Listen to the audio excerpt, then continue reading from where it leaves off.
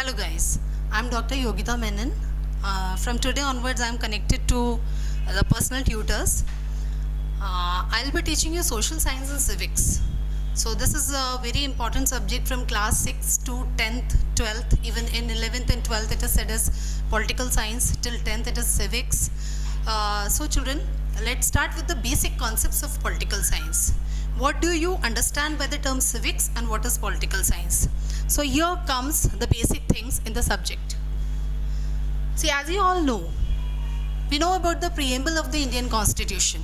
So let us start with the preamble of the Indian Constitution, जिसको हिंदी में प्रस्तावना बोला गया है, संविधान का प्रस्तावना. तो हम प्रस्तावना में जो इम्पोर्टेंट टर्मिनोलॉजीज है, जैसे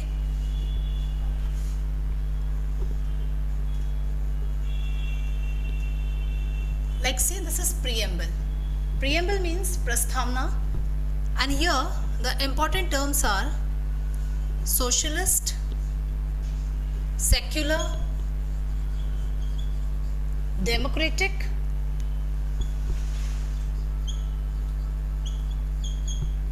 republic.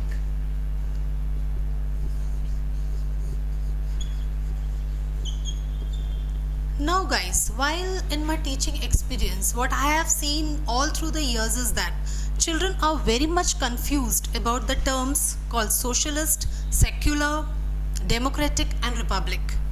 If I ask them what is socialist, they get confused, they don't know. So actually what is socialism, what is secularism, what is democratic and what is republic? So let us first take the term republic, a very simple term. Like every time we say India is a republican country, India is a republican country, but when I ask even the college students, they don't know the meaning of republic. We got independence in 1947, but we became republic in 1950. So what is this difference between republic and the democratic form? So republican form of government is when the head of the state, that is here in India, the head of the country is the president. So when the head of the country is elected, we call it as republican form of government. India is a republican form of government. Why? Because the head of the country, that is the president, is elected. But do you think that all the countries of the world are republic? No. For example, take Great Britain or take UK. There, UK is a democracy. UK is a democracy like India, but it's not republic. India is a democracy, but it's republic. Why? Because the highest head of the country, that is the president, is elected. But UK, why UK is not a republic? The reason, there being a parliamentary form of government, because there is a parliament, we call it as a parliamentary form of government. But the highest head of the country, there the constitutional head, or is monarchy there. So we can't say that UK is republic. Why? Because the highest head of the country there is a monarch, that is a king, who is not elected. That is on hereditary basis. So this difference when we find, when we study in the preamble, the republican form of government mainly deals with only one line, that is the head of the state is elected. So every democracy may not be republic like UK. So that is a democracy, but they may not be republic. So that is the example of a republican form of government. Now another thing is socialist. Socialist का मतलब है समाजवाद. When we say socialist, we come to know about the term samajwad means equality in everything. So does that mean that everything is equal? Everybody is having equal pay, or everybody is given equal amount of money for their work? No. Socialism means equality in a different sense. How? समाजवाद का मतलब ये नहीं होता है कि सबका पे बराबर है या सबका काम बराबर है, उसका मतलब ये नहीं है. Samajwad means the law is equal for all the citizens of the country. Like if a crime is being done, जैसे मर्डर किसी ने किया, यदि मिनिस्टर ने भी मर्डर किया है तो उसको भी वही पनिशमेंट मिलेगा जो एक लेमैन ने मर्डर किया है. तो there is socialism and equality there. So if we say socialism, it is a type of economy. We say socialist economy. हम सोशलिज्म को एक इकोनॉमी के तौर पे समझते हैं. जैसे कहीं भी आप दुनिया में देख लो, मीन्स इंडिया में देखो, जितने भी सेंट्रल गवर्नमेंट जॉब से या जितनी भी स्टेट गवर्नमेंट जॉब से आप किसी कॉलेज के प्रोफेसर को सैलरी देखो, तो असिस्टेंट प्रोफेसर्स की सैलरी का एक ग्रेड रहता है. सबका सेम है हर जगह, हर सरकारी कॉलेज में, सरकारी स्कूल्स में सेम ग्रेड के टीचर को सेम टाइप का means they get same type of salary. It may differ according to their promotion, according to their the time period of working, that may differ, but that is different in private enterprises. Private enterprises में कहीं किसी को कुछ मिल रहा है, कहीं किसी को कुछ मिल रहा है. सेम पे grade pay means same level pay they are getting different type of economy, different type of pay. तो जब हम प्राइवेटाइजेशन एंड सोशलाइजेशन कहते हैं, तो socialisation is mainly connected with a government body where the government rules and regulations are equal for every individual. So that is what socialism is, equality. So that doesn't mean that equality means everybody is getting equal amount of pay or equal amount of money. So that is, in a government enterprises you will find socialism more, rather that is absent or that is lacking in a private enterprises. So socialism is mainly equality. Now the another term is secularism. Secularism जिसको हम बोलते हैं धर्मनिरपेक्षता. तो धर्मनिरपेक्षता तो एक बहुत बड़ा कॉन्सेप्ट है, जो चैलेंजिंग कॉन्सेप्ट है आजकल, क्योंकि सेकुलरिज्म का ऑपोजिट होगा कम्युनलिज्म हो गया, कम्युनलिज्म है ना. Communalism is the opposite of secularism. Secularism धर्मनिरपेक्षता हो गया, और कम्युनलिज्म जब दो अलग अलग रिलीजन आपस में भाईचारे के साथ नहीं रहते या लड़ते हैं, तो हम उसको कम्युनलिज्म बोलते हैं. So this term secularism, what does that mean? India is a secular country, but Pakistan is not a secular country. Bangladesh is not a secular country. Why? Because there is a particular state religion. Like in Pakistan, you have Muslim religion, Islam religion, which is being the state religion of that country. But in India, you cannot declare India to be a Hinduist nation. Or why? Because our country is secular. We don't have any state religion, but we believe in every religion. Secularism means giving importance to every religion, but at the same time, we do not have any state religion which we can declare as a national religion. So that is the concept of secularism. And the opposite of secularism is communalism. ठीक है. अब ये communalism और communism में भी अंतर है. देखो, कम्युनलिज्म एंड कम्युनिज्म, आपने सुना होगा कम्युनिस्ट पार्टी. तो ये जो कम्युनिस्ट पार्टी है, ये एक पार्टी है जिसकी कॉमन आइडियोलॉजी है, जो कार्ल मार्क्स के बेसिक सिद्धांतों पे चलता है. इसकी शुरुआत जो है सोशलिज्म से हुई थी, समाजवाद मतलब इक्वालिटी से इसकी शुरुआत हुई थी, पर ये कहीं और जाके ख़त्म हुई. तो इक्वालिटी तो इनकी शुरुआत का जो कॉन्सेप्ट था कम्युनिज्म का, ठीक है. I am telling two words, that is communalism and communism. So communalism is fight between different religions is communalism, and communism is, it's a type of socialism which becomes distorted. जब socialism थोड़ा सा violent हो जाता है. समाजवाद एक ऐसी प्रक्रिया है जिसमें जो नीचे तबके के लोग हैं उनको इक्वालिटी पहुंचाने की बात होती है. पर जब ये वर्कर्स क्लास, जैसे कार्ल मार्क्स ने दो क्लास बोली थी.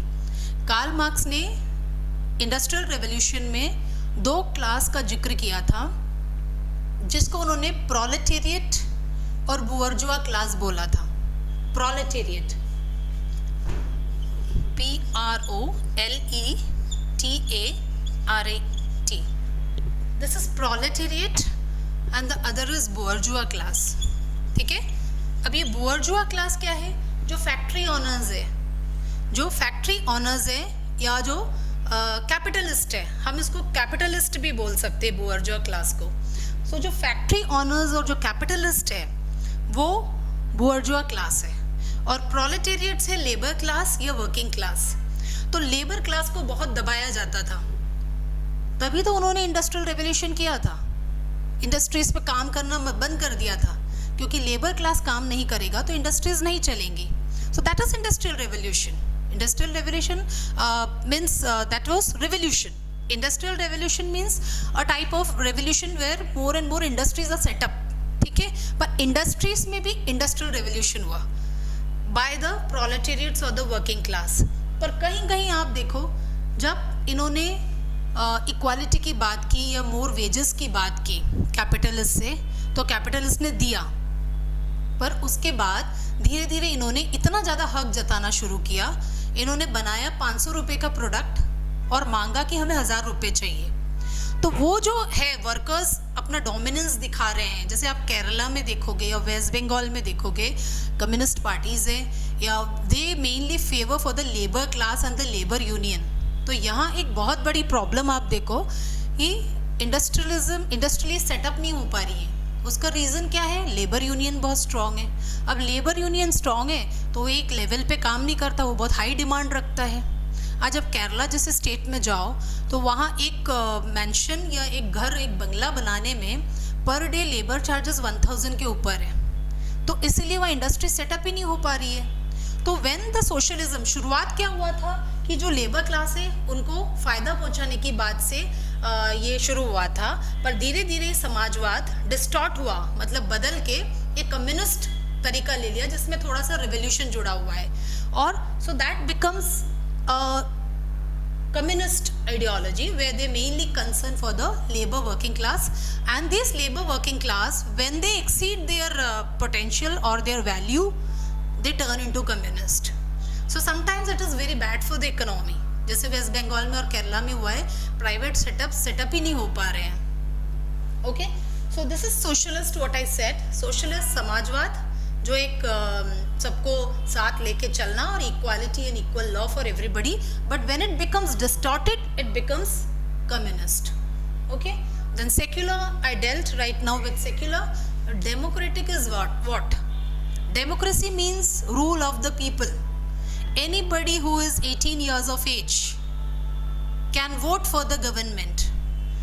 पहले के ज़माने में जब राजा महाराजा होते थे तो डेमोक्रेसी नहीं होता था, हेरिडिटरी बेसिस पे राजा को चुना जाता था। अब जो रूलर है, जैसे प्रधानमंत्री है या प्रेसिडेंट है, उसको लोगों द्वारा चुना जाता है, तो दैट इज कॉल्ड प्रजातंत्र या फिर democratic form of government, and it is considered to be one of the best form of government. हालांकि इसमें बहुत सारे अपवाद हैं, अब ये हम नेक्स्ट क्लासेस में डिस्कस करेंगे, क्योंकि कहीं ना कहीं एक वेस्टर्न पॉलिटिकल फिलोसोफर है जिसको प्लेटो कहा गया है, जिनका नाम प्लेटो था। प्लेटो ने बोला था कि democracy is the worst form of government. उनके अपने रीजंस थे, उनके जो गुरु थे जिनका नाम था सुकरात या सॉक्रेट्स, उनको इसी डेमोक्रेसी में जहर दे के मार डाला गया था, जिसके कारण प्लेटो डेमोक्रेसी के अगेंस्ट हो गए थे। तो वो उस टाइम की बात है।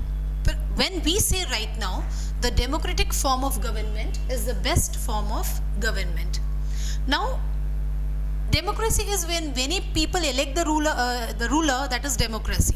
इसके साथ हम दूसरी चीज़ जो पढ़ते हैं वो ये है कि when one man rule is there, see one man rule can be either monarchy, yes, it can be either monarchy where one king rules, okay.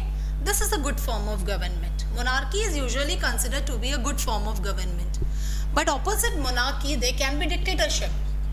So, when one person rules, but that person is despotic, तानाशाह होता है, तो हम उसको dictatorial form of government कहते हैं, जैसे north Korea में किंग जोंग का एग्जाम्पल है।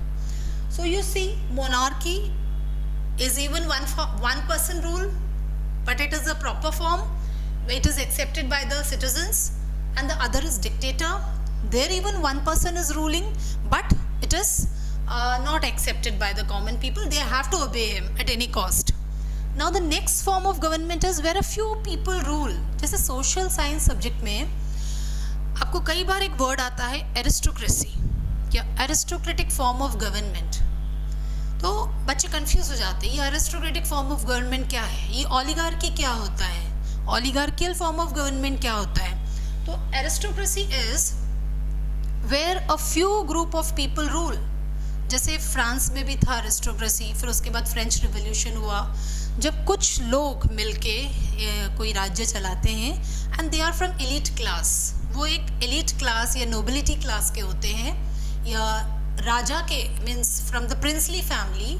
सो when a few group of people, a elite class rules a system, it is called aristocracy. But in aristocratic form of government, in Western Europe also, in ancient Indian society also, many type of aristocratic rulers were there who used to rule. And एक राजा नहीं होता है उसमें a group of people, they have power. So this aristocratic form of government was prevalent in ancient Europe. But then when it was accepted by the people gave rights to these rulers and they were happy also. But ये भी distorted हो सकता है. कैसे? ये भी जब गलत हो जाता है, when the few group of people for their own profit they rule the system, that is called as an oligarchy form of government. So oligarchy is even ruled by a few group of people, but that is not considered to be a good form of government because यहाँ लोगों को दबाया जाता है और उनसे revenue जो वसूला जाता है, the different types of taxes and revenue. So even people, जैसे फ्रेंच रिवॉल्यूशन क्यों हुआ, फ्रेंच रिवॉल्यूशन का कारण यही था कि वहाँ का जो मोनार्की था वो धीरे कन्वर्ट हो गया ओलिगार्किक फॉर्म ऑफ गवर्नमेंट में, जिससे वहाँ का जो थर्ड एस्टेट था, मतलब फ्रेंच रिवॉल्यूशन में first estate, second estate, third estate, ऐसे करके फ्रेंच सोसाइटी डिवाइडेड था. तो जो फर्स्ट एस्टेट था वो नोबल्स और जो बिशॉप्स थे, और सेकंड थोड़े से high businessman and nobility class था, एंड द थर्ड एस्टेट जो है वो कॉमन पीपल थे और लो बिजनेसमैन, टीचर्स, जितने भी ये सब थे ये थर्ड एस्टेट में आते थे. In they had no voice in their country. Even all the tax was collected from this third estate of people, and the first and second estate, although they were very wealthy, they were not paying any tax. So French revolution हुआ ही इसलिए. Third estate में 100 लोग थे, यदि 1000 लोग थे third estate में, तो सेकंड और फर्स्ट एस्टेट मिलके 50 लोग ही होते थे, और ये 50 लोग 1000 लोगों को रूल करते थे. So finally this type of revolution occurred. So that is what is when I say in the preamble itself it is written we should have a socialist form of government, we should have a secular form of government, we should have democratic form of government, and we should be republic. So this is the basic features of our civics right from 6th to 10th class. When you study, or in 11th 12th political science if you study, you should know this basic difference. Now another important concept is, what do you mean by federalism? ये federalism बहुत important topic है social science में, जिसको संघवाद भी कहा गया है. संघवाद क्या होता है? What is a federal form of government और what is unitary form of government? एकात्मक सरकार या संघात्मक सरकार क्या होता है? तो federal form of government means where the power is divided between the central government and the state government and the local bodies. तो ये हमारे संविधान ने ही ये पावर दिया है. The power should be divided between the various organs of the various levels of a government. So federalism is a form of government in which the powers are divided between a central authority and the constituent units, and these constituent units can be the state government, can be the district government, can be the village panchayats. So this federalism is division of power for the proper functioning of the democracy. अब यहाँ एक चीज़ important है, federalism, ठीक है, federalism तो है. अब इसके साथ कोई ये बता सकता है कि कॉन्फेडरेशन क्या है? देखो, जब कोई राष्ट्र पैदा होता है, when a country is formed, either it is formed on the basis of federalism और it is formed on the basis of confederation. तो ये 10th क्लास के सोशल साइंस की बुक्स में है कि फेडरेशन और कॉन्फेडरेशन में क्या अंतर है.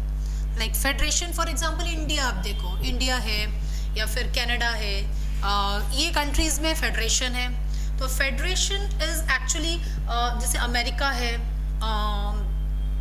ऑस्ट्रेलिया है, स्विट्ज़रलैंड है, इंडिया है.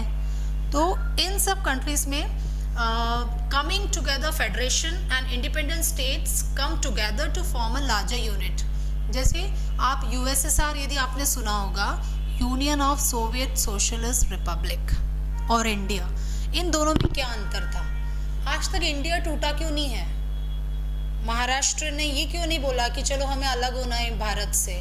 आंध्रा ने ये क्यों नहीं बोला है हमें भारत से अलग होना है? भले उत्तर प्रदेश का उत्तराखंड बन जाता है, पर उत्तर प्रदेश भारत से अलग नहीं होता जैसे यूएसएसआर में हुआ है. यूएसएसआर में जो कंट्रीज़ है वो पूरी मेन कंट्री यूएसएसआर से ही अलग हो गई और अब बन गया रशिया. तो आपने कभी सोचा है ऐसा क्यों हुआ? कल को मध्य प्रदेश बोल सकते हैं भैया हमें भारत में नहीं रहना, हमें तो अलग कंट्री बनाना है. तो is it possible? Dear children, it's not possible. Why the reason? The reason is we are not a confederation, we are a federation. So federation और कॉन्फेडरेशन में अंतर मैं अब आपको बताती हूँ. Confederation is a loose association of states where so many states come together to form a union. Like for example, यदि India confederation होता तो इंडिया कैसे बनता? आसाम, मध्य प्रदेश, राजस्थान, आंध्रा सब मिलके सोचते कि चलो चलो अपन भारत बनाते हैं. तो क्या हम ऐसे बने हैं? हम ऐसे नहीं बने हैं. हम छोटे छोटे टुकड़ों से मिलके एक भारत नहीं बने, पर हम एक पूरा भारत बने हुए थे पहले, और फिर हमने भारत को छोटे टुकड़ों में बांटा है on the basis of linguistic और language. So here the union is powerful, here the states are not more powerful. In India, the union is more powerful. Why? Because our birth is federation. Our birth is not confederation. जैसे ही USSR, Russia disintegrate हो गया और बाकी सारे states against हो गए Russia के कि हमें इससे अलग होना है, हमें यूएसएसआर से अलग होना है. क्यों? क्योंकि उनका जो बर्थ है या वो जो बॉर्न हुए हैं वही एक म्यूचुअल एग्रीमेंट से बॉर्न हुए थे. Like these small countries came together to form USSR for their military, socialist and economic purpose. तो उनको एक बिग ब्रदर वाली फीलिंग चाहिए थी, तो सारे छोटे ब्रदर्स मिलके बिग ब्रदर रशिया के साथ जुड़ गया, तो वो बन गया यूएसएसआर. और जब उन्हें लगा कि हमारा बिग ब्रदर हमें सपोर्ट नहीं कर रहा है, तो छोटे ब्रदर सब अलग हो गए. सो this is confederation and this is very well given in class 10 books, but it's not clearly given what example I am giving. It's not given in NCERT or CBSE books. What they have just said, it's coming together federation, but they have not given any example.